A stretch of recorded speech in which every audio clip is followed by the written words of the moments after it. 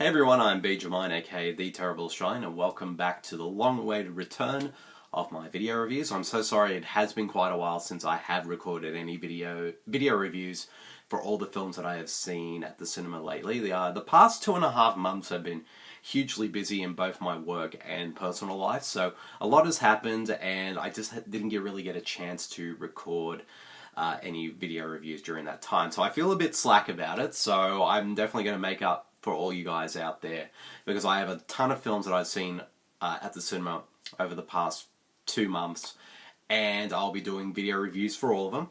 Some of them, yeah, a couple of films will be older and whatnot, but I know for a fact that most of you will want to know what my thoughts are on them.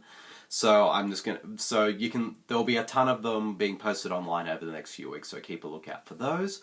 But for this very first video review, I am going to be talking about Oliver Stone's latest film, Snowden, which of course is a biopic on Edward Snowden.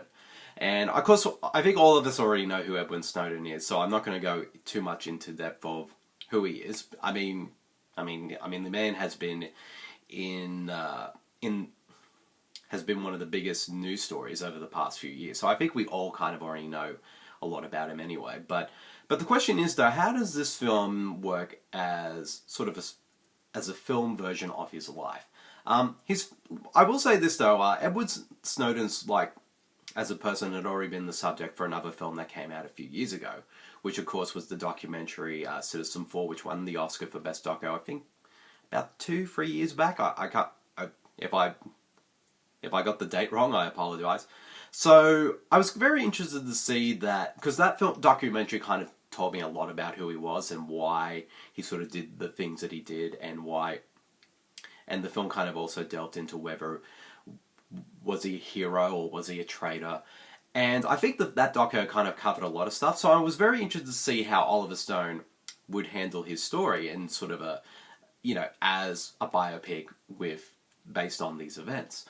And I have to say, I thought it was a pretty solid film. Like I said, I think that the only sort of negative thing I probably would say about the film is that I do feel as though a lot of the film, at least what it covers during the course of this film, was kind of already covered in the documentary, so it doesn't really sort of, add anything particularly new. It's kind of similar to what happened with the Julian Assange biopic, The Fifth Estate, which, about a year prior to that film, there was a documentary called about WikiLeaks, which kind of already covered the same type of thing. I mean, his life anyway, in full detail. So this film, like the documentary Citizen4 and Snowden, with Snowden, of course, the film kind of already covers a lot of the same kind of topics that was already explored in the doco. But that being said, though, I still found it quite an engaging film overall. I thought it was pretty well made, and it was also kind of cool, and it was really good to see kind of Oliver Stone kind of getting back into that kind of sort of, that type of films that he used to make back earlier in his career, and that kind of ones where he sort of took on the government and all that. So it was really interesting to kind of see that with this film. Like, I don't think Snowden is one of his best films. I mean, far from it. But it's still a pretty engaging film. I mean, one of the things I really liked about it was the cast. And this film has quite a massive cast, but of course it's led by Joseph Gordon-Levitt, who plays Edward Snowden in the film. I will say this though, at first I was kind of put off with Joseph Gordon's accent. Mainly because, Edward Snowden has quite a very distinctive voice. And it was kind of jarring seeing Joseph Gordon-Levitt try to attempt Snowden's voice in the film at first, because it just sounded very, I wouldn't say cartoonish, but just felt kind of off and a bit jarring. But as sort of the film goes on, he does dial it back, and the accent is fine after that. But he does give a really good performance, and we can't help but sort of feel what his character's going through, as being this kind of idealistic young man who wants to do all that he can to help his country, and then kind of being delusioned by everything that he discovers what the government is doing. And the film does a good job at least showing that, so why he did what he did.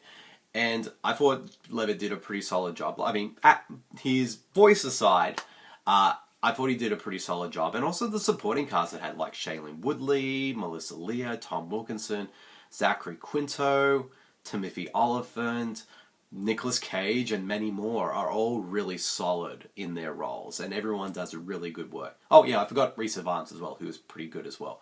And the film looks great. I mean, the film was shot by Anthony Dog Mantel, of course, who shot Slumdog Millionaire, a whole bunch of films. So the film does look really good.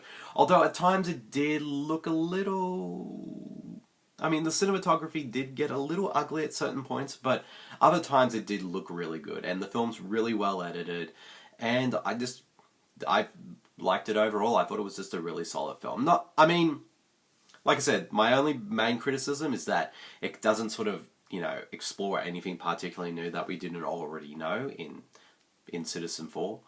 But that being said, it's still an engaging film, and if you haven't seen the documentary, I think the film will do a good job at sort of explaining kind of delving you into Edward Snowden's life.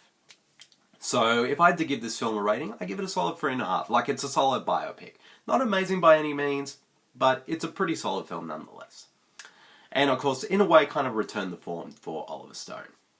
So yep, that's the end of my video review of Snowden. I hope you guys all enjoyed it, and I'll see you all later. See you guys. Bye.